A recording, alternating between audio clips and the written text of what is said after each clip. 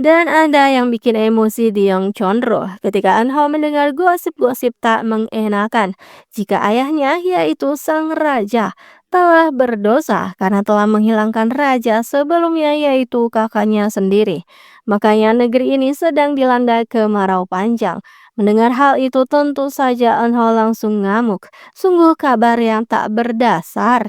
Akhirnya ia pun memutuskan akan menjenguk ke istana.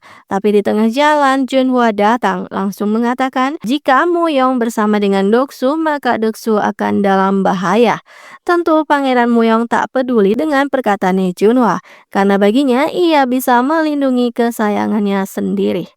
Lalu dengan wajah ngajak gelut, Menteri Perang mendatangi Raja dan mengajukan tuntutan, yaitu maklumat penunjukan putra mahkota. Dan rakyat kini menyalahkan Raja karena kemarau pasti itu karena dosa Raja sebelumnya. Raja mengatakan jika ia akan meninjau maklumat itu, tapi si menteri dengan berani melarang raja untuk pergi dan meminta diputuskan sekarang juga. Bahkan para Dayang dan Kasim berada di pihaknya si menteri. Sungguh negara yang benar-benar kacau. Tak lama Pangeran Muyong datang dan meminta si menteri untuk segera berlutut. Tapi sudah berlutut pun tetap saja maklumatnya ingin segera dilaksanakan. Akhirnya Muyo mengatakan jika lebih baik cari tanggal baiknya saja dahulu. Sepeninggalannya Menteri Perang, Muyon pun berjanji jika ia akan mendapatkan berangkas itu sebelum bulan ini berakhir sesuai target dari Menteri Perang. Raja kini bimbang, waktu mereka sedikit lagi. Beliau pun memerintahkan untuk memata-matai pergerakannya Pangeran Muyong. Dan begitu buku besar sudah ketemu, maka tak boleh ada satu saksi mata pun, alias mereka semua harus dibinasakan. Si Menteri Perang kini langsung kegirangan, jadi ia pun berpesta dengan teman-temannya untuk menyombongkan diri jika ia akan segera menjadi kakek dari putra mahkota. Teman-temannya pun lalu membisik jika Menteri Perang harus segera menyingkirkan Chon Mak-dong si orang hina itu. Tak disangka Junhwa yang kebetulan akan menghidangkan pesanannya mendengar nama ayahnya yang sedang dihina itu.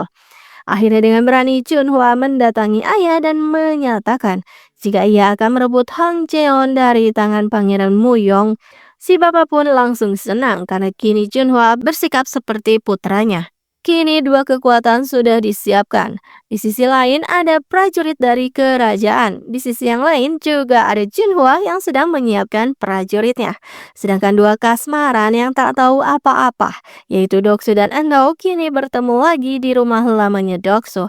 Mereka sedang berbincang ringan, lalu tiba-tiba Doksu teringat sesuatu. Tempat rahasianya saat kecil dulu. Dan Doksu pun kini sudah tahu arti dari aksara-aksara yang tertulis di kunci kuningan itu. Doksu mulai mendatangi tempat rahasianya dan saat dibuka, ternyata benar saja. Berangkas yang dicari-cari selama ini ada di sana. Brankas mulai dibuka menggunakan kunci kuningan itu dan buku besar pun ternyata memang ada di sana. Namun begitu nama-nama disebutkan, ada nama dari raja di sana.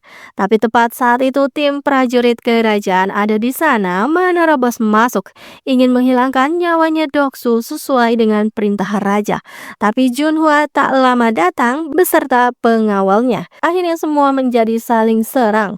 Junhwa lalu mencoba untuk membawa kabur Doksu, tapi Doksu tak mau meninggalkan Eunho sendirian. Dan Eunho pun terus melawan orang yang mencoba melukai Doksu. Junhwa juga terus melindungi Doksu hingga ia terkena sabetan senjata tajam. Karena keadaan sudah kacau balau, abdi dalam Pangeran Muyong pun langsung mengatakan jika semua orang harus berhenti dan tunduk. Karena di tempat itu ada Pangeran Muyong. Mau tak mau serempak menunduk. Lalu dengan berat hati Pangeran Muyong memerintahkan Junhwa untuk membawa Doksu pergi. Dan ia akan kembali ke istana dengan para pengawalnya itu. Hang Doksu masih belum bisa mencerna semuanya. Ia kebingungan dengan situasi yang ada. Dan episode 13 pun berakhir di situ.